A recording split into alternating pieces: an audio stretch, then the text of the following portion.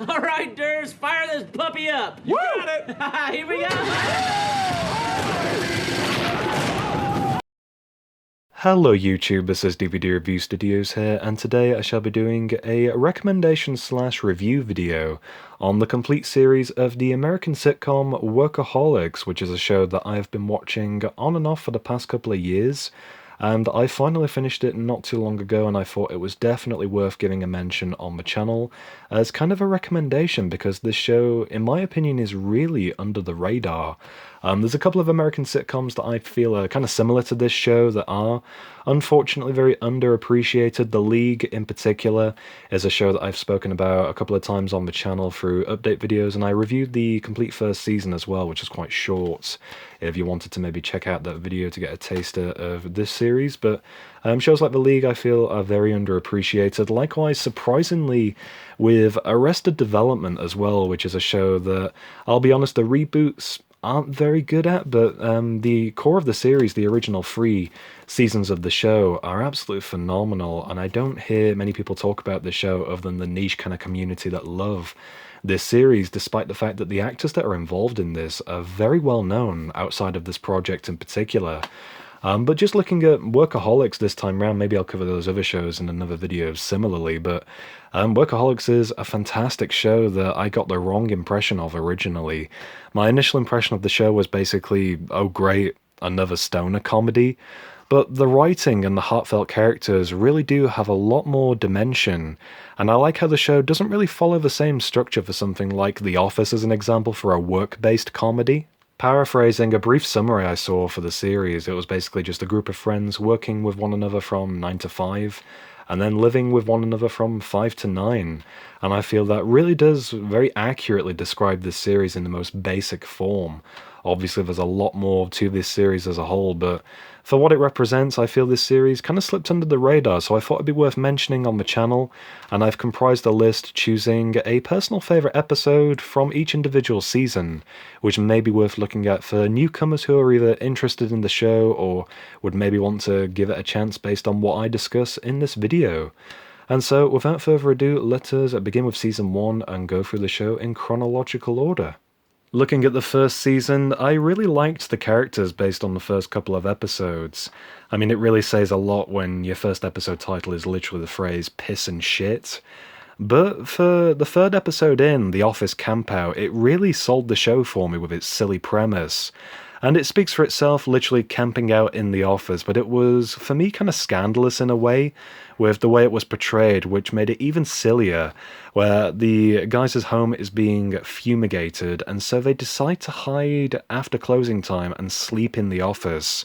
And so passing the time, they start taking drugs and tripping on mushrooms. And what made this plot even more funny was they find 2 guys where they presume they're trying to break into the office, assumed to be burglars, which makes the 3 extremely paranoid while obviously high on drugs. And the twist at the end of the episode really was quite amusing and really sold the show for obviously a simple enough narrative, kind of twisted enough to make it structurally much better than it perhaps could have been if handled by either other writers or just a typical kind of mundane show. But that definitely sold the show for me and was really a great kind of gateway episode to binging the show as a whole, and that definitely sold me on the first season in particular. Season 2 I really enjoyed a lot. The episode titled Carl's Wedding is an episode that I have revisited several times, and it is for sure one of my favourites of the entire series. And it has one of my favourite kind of cold openers where one of the main characters, Durs, is casually showing a girl around the home, only to walk into his bedroom and find the other characters, Adam and Blake, giving their mutual friend Carl a haircut while huffing helium. And in context with the show, Carl is essentially their drug dealer friend, and the actor Kyle Newacek is also one of the show's creators, surprisingly, who heavily influenced a lot of the series. Why is this happening? Carl's getting married.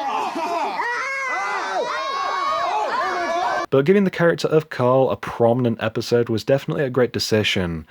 With the remainder of the episode spent looking at Durs, he attempts to basically get revenge on Carl, who he blames for his girlfriend leaving so suddenly, and I was also kind of surprised to see actress Katie Sackhoff play a minor role in this episode as well, well known for obviously Battlestar Galactica and her role in Star Wars. But season 2 I found to be overall very enjoyable. It definitely does add a lot more context to the characters of Anders, or Durs as he's referred to throughout. Adam in particular, who, to be honest, I'm not really that keen on, and Blake, who was my personal favourite character throughout the series. So this was definitely a great expansion on what was already present with the characters for this series. Next up is Season 3, which is actually the longest season of the show, with 20 episodes in total, which is a 3-disc set this time. The other two were 2-disc sets with about 10 episodes each, I believe. But Season 3 was overall very enjoyable, and I would honestly say the episode included on here which I have chosen, which is titled To Kill a Chupacabra. I honestly say that is my favourite episode of the entire series, which had me wheezing with laughter to a point where I actually had to pause the show, where the three guys battle the side character Montez in a small claims court after he sells them a defective hovercraft at a yard sale. And at the beginning of the episode, Blake finds a dead animal in their pool and presumes it to be a chupacabra. The Rancho Chupacabra. No, that is definitely our neighbor Mark's dog ambush. Covered in some of your hair and possibly jizz. And after the court case falls apart, Blake then decides to throw the dead animal at the ceiling fan, resulting in the trial coming to an abrupt close. And that scene really has stayed with me. It's honestly one of the funniest moments throughout this entire show. And again, something that really sold the show to me, something that just made me want to keep going back for more of this very hyperbolic kind of cringe comedy, and the absurdist kind of humor is something that I'm a big fan of. So if you like that kind of niche yourself, then perhaps again this might be an episode worth checking out for you. For Season 4, I chose the episode Time Chair, which I enjoyed for deliberately taking the main characters away from their office environment, where they essentially work together as telemarketers for a fictional corporation called TeleAmericorp, as they literally race against one another in go-karts to try and claim a massage chair being given away for free. And even though, to begin with, they do work against one another, when they collectively lose the massage chair, it is hilarious to see the characters kind of scheme together, working together, trying to claim the massage chair back from the person who did collect it.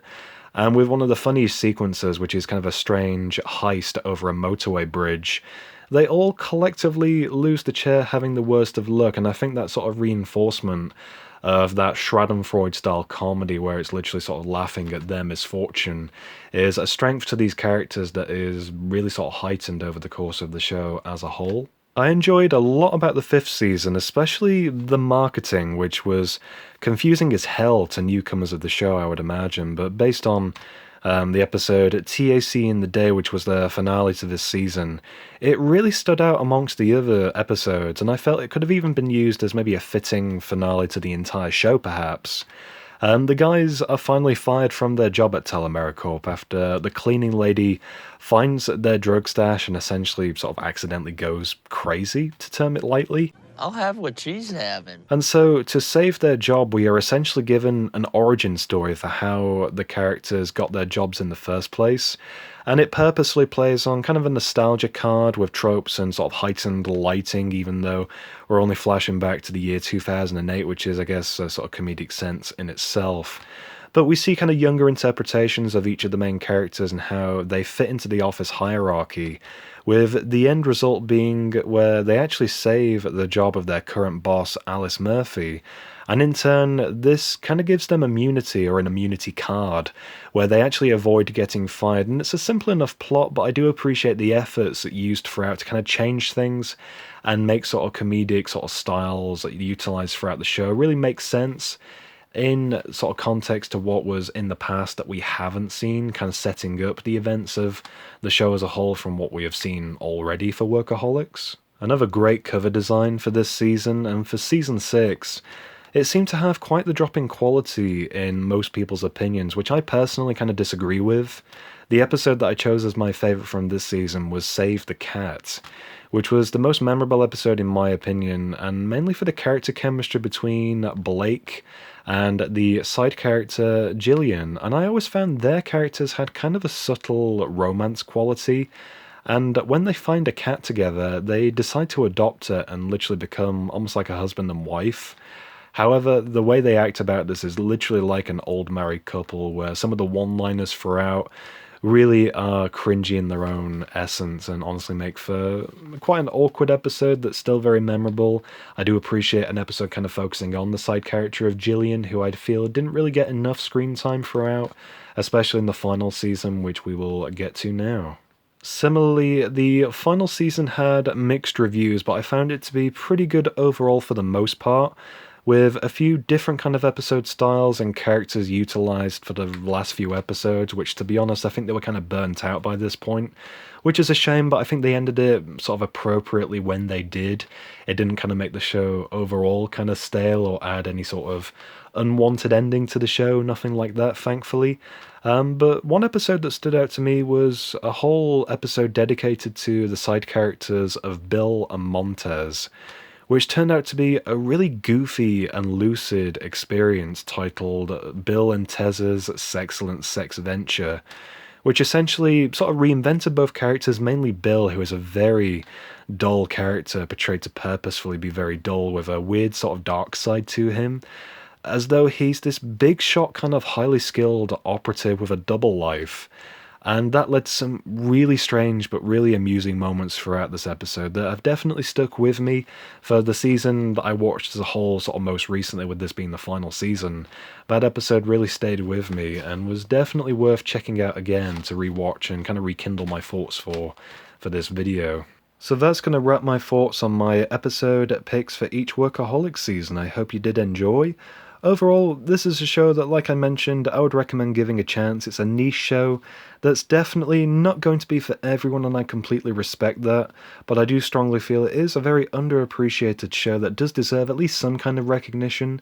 So by all means, if you do decide to check out this show based on this recommendation, then I would love to hear your feedback in the comments. Or if you're a Workaholics fan that just happened to stumble across this video, then by all means let me know in the comments what is your favourite episode of the show. If you did enjoy, please do leave me a like down below, and for more kind of collection videos and stuff like this, be sure to subscribe.